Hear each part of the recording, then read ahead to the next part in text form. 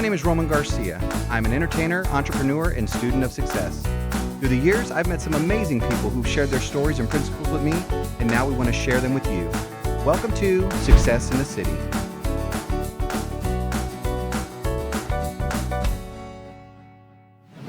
Good morning, everyone. Thanks for joining us on another episode of Success in the City. I don't know if you're anything like me, but sometimes I find that there's some mental barriers that are keeping me from really doing all the things I feel I should be doing. And today we have Dr. Casey Howard with us, who's going to help us get through some of those things. So let's talk to her.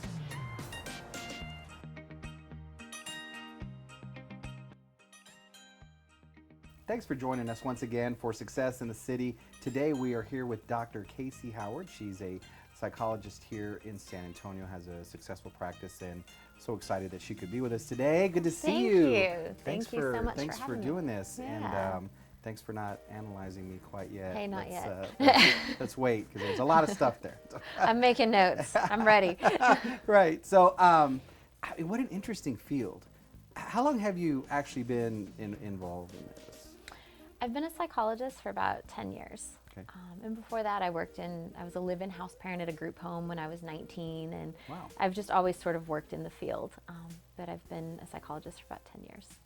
And so what has led you to that? I mean, do you feel like you're someone who's a nurturer, someone who likes to serve others, someone who's just a great listener, I mean, empathetic? What is it that leads someone into the field like this? Yeah, true story. So when I was 8 years old, I had an elderly neighbor that I would go and sort of hang out with.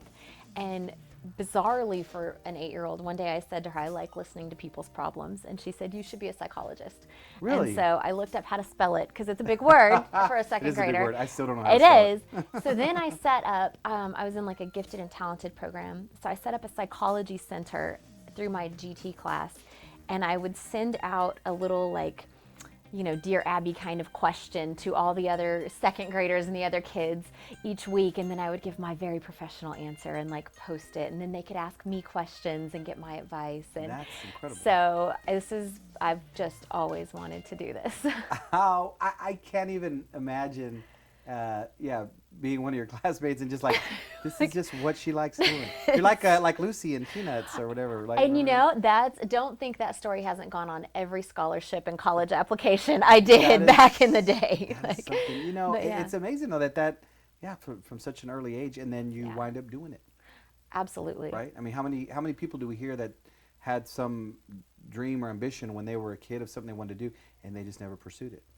My first college class, my 8 a.m. Monday morning college class, was Psych 101.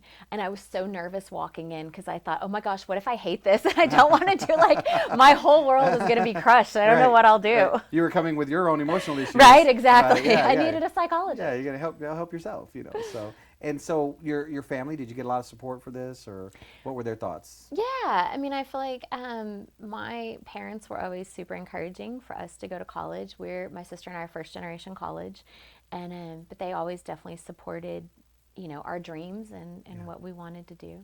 That's interesting you mentioned that first generation college, because and I'm sure you talk about this a lot with people who come into your office, is that based on things we grew up with or what our parents did or grandparents did, it affects us in such a great way.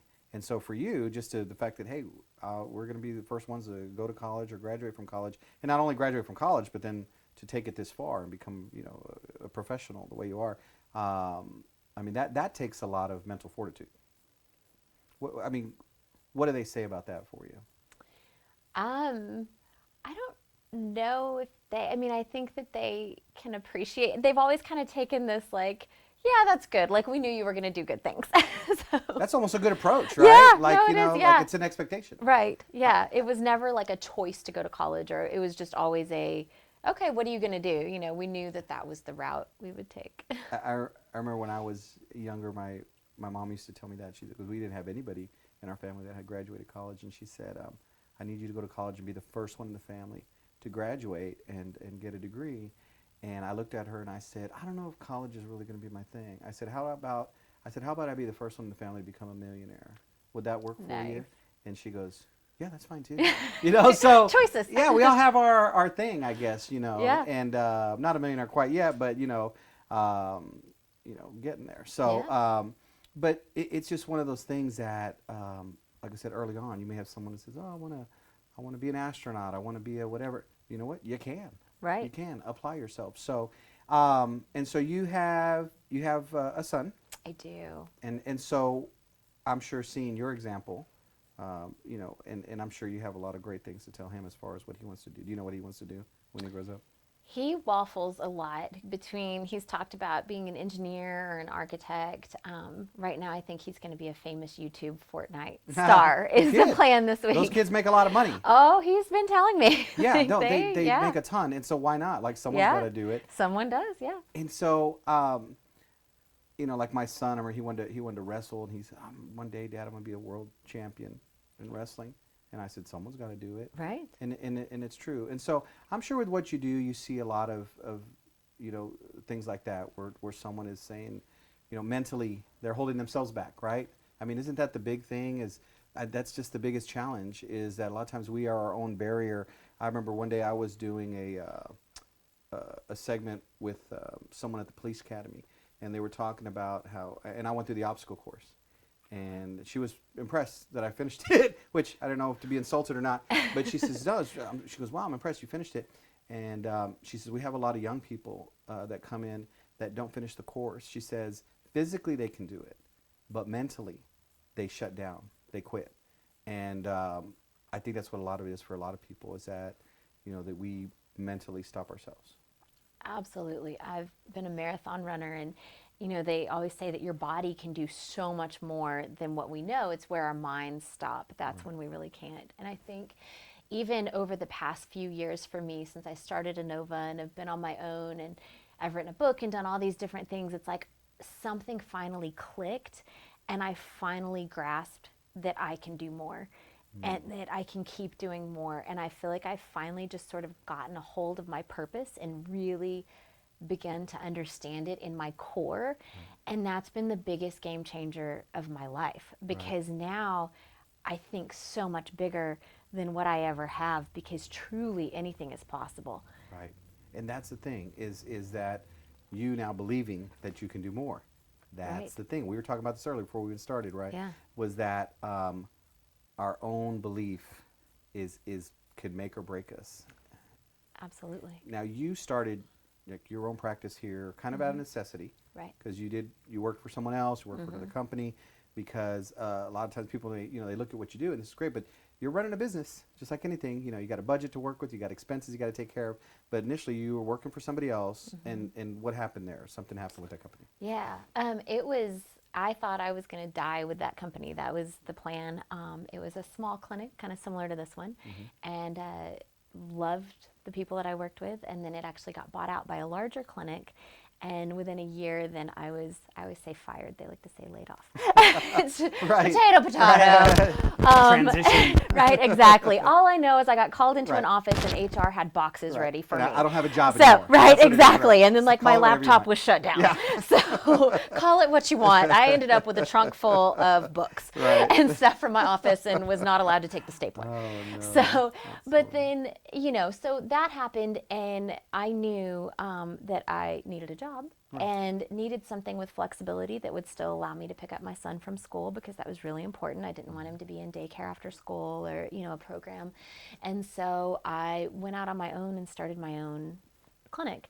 And it's funny because I joked, I took a picture actually driving home with all of my junk in the back seat, and I sent it to my best friend, and I was like, I'm going to look back on this in a year, and this is going to be the best day of my life. There you go. And I have that picture framed in my house now. See? Like, that is the best thing that ever happened to me. And that's the thing, is that sometimes what looks like a real negative winds up being the best thing that ever could have happened. Absolutely. I've said that before about a corporate job I had a long time ago, that my manager just catching me on the wrong day with her having just the wrong attitude towards me, made me go, I got to do something different. And it's the best thing that ever could have happened.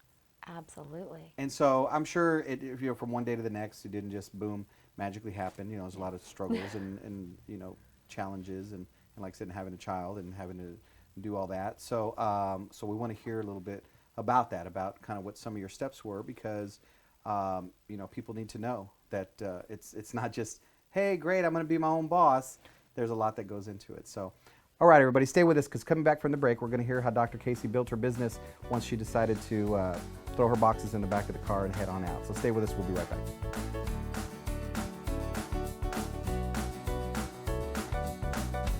Bridal Connection at Stone Oak will help you find your perfect dress for your perfect day. Consistently voted bridal favorite by San Antonio Weddings Magazine, Bridal Connection offers amazing high-end designs without high-end pricing. Located on the 1604 Access Road between Highway 281 and Stone Oak, or online at bridalconnectionsa.com. Call 210-967-4696 to set your appointment today. Bridal Connection at Stone Oak, your perfect dress for your perfect day. 967-4696. Hey, Richard Doff, Director of Operations for Manrique Custom Vision Centers. I'm here with my good friend Roman Garcia. You know, Roman had his Z LASIK with us several months ago. There's a lot of teachers there. Roman, tell them a little bit about your experience for the other teachers. I tell you what, it was so convenient to be able to come in, get stuff done quickly, affordably, which was huge. I've got a lot of kids, and of course, cost is always a concern, but I tell you what, Manrique made it super affordable to get my perfect vision back. Make Manrique your first and last stop if you're looking at LASIK. Manrique Custom Vision, give us a call today.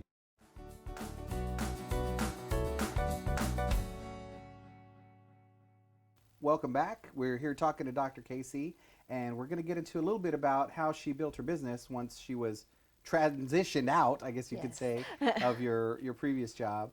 So what was your game plan after that, when you said, one day I'm going to look back and I'm going to think this was the best day of my life? So what did you do next day? Did reality really hit? And what happened there? Yeah, I had been talking actually to a friend who owned a solo practice about, hey, maybe I could work for you on the weekends a little bit, kind of earn some extra money. Sure. And so I had said, I don't know, let me think about it. And I called her that afternoon and I said, well, I thought about it and I think I want to do it. And Right. So when can I start? Right. And so I was super blessed that I was actually able to start the next week. Now, I didn't have clients, right? So it wasn't Right. a full job. It was I had a couple, and Sure. it's going to be a slow build, and you've got to credentialed with insurance, and there's a big process there. Right. But I did immediately kind of start that process. Yeah. And I remember being so, like, my brain just spinning and anxious, and I stayed up till like 3 a.m. building my own little website on Weebly, drcaseyhoward.com, and, Nice. thinking about how I'm going to, like, ordering business cards and how am I going to do this. And Yeah. so that was kind of the first step of figuring out how I was going to eat, Sure. basically, Right. from that point Yeah. on. Yeah, nothing motivates you more than having to get some groceries. Yeah, exactly. I'm a hungry girl. That's awesome, though, because again, someone can look at you and it's very distinguished to be like, oh, she's a psychologist, and you were even the president of the local psychologists association Yeah. here in San Antonio. Yeah.